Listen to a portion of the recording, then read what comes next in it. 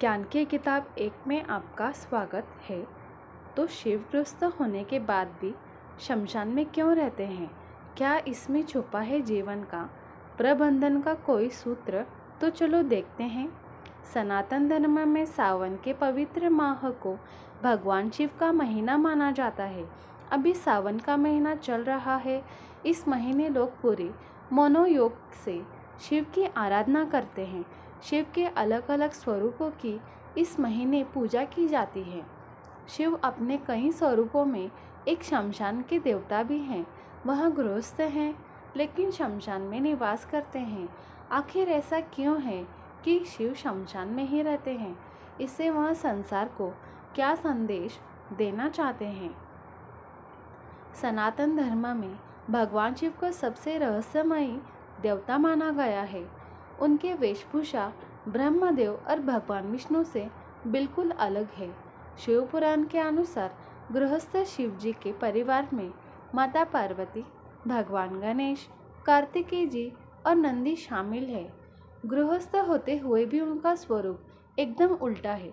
जहाँ वह कैलाश पर सपरिवार रहने के कारण कैलाशपति कहलाते हैं, वही शमशान में एकांत में रहने के कारण उन्हें शमशान का देवता भी कहा जाता है।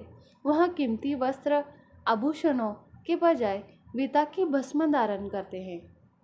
सबसे पहले समझते हैं कि भगवान शिव शमशान में क्यों रहते हैं। शिव जी को सामान्य तौर पर परिवार का देवता कहा जाता है।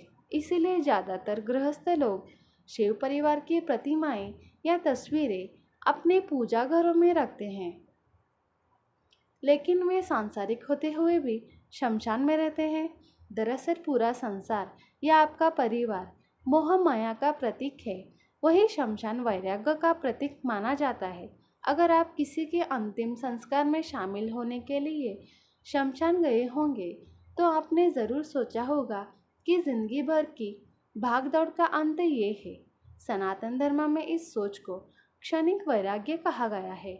भगवान शिव के शमशान में रहने के पीछे हर प्राणी के जीवन प्रबंधन का सूत्र छुपा है। शमशान में रहने के पीछे छुपा है एक जीवन का मंत्र।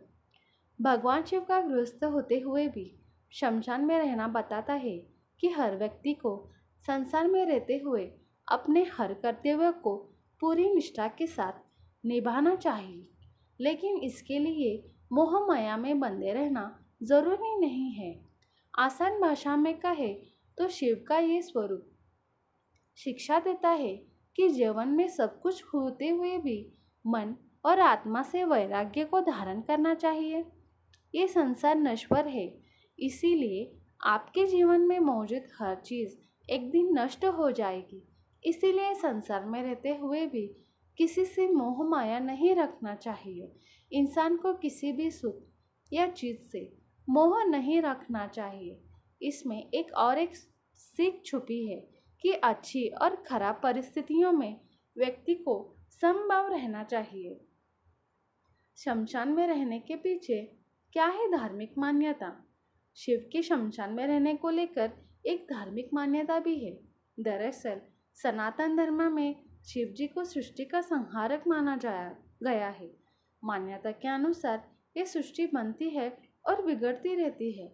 भगवान ब्रह्मा सृष्टि की रचना करते हैं, भगवान विष्णु सृष्टि का पालन करते हैं, वहीं भगवान शिव कलयुग का अंत होने पर सृष्टि का संहार करते हैं।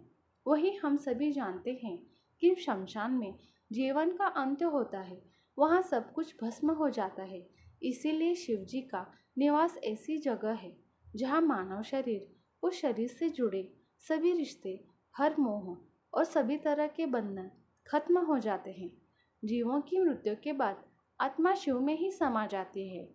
इसीलिए शिव शमशान में वास करते हैं और शमशान के देव भी कहलाते हैं। चिता की भस्म ही क्यों धारण करते हैं महादेव? आपने कभी सोचा है कि महादेव अपने शरीर पर भस्म ही क्यों लगाते हैं? वह कभी किसी लकड़ी की भस्म नहीं बल्कि चिता की भस्म ही क्यों लगाते हैं?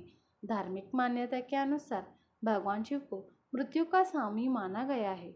उनके अनुसार शरीर नश्वर है और एक दिन जलकर भस्म में बदल जाएगा। जीवन के इसी पड़ाव का भगवान शिव सम्मान करते हैं, उस सम्मान को वो अपने शरीर पर भस्म लगाकर प्रकट करते हैं।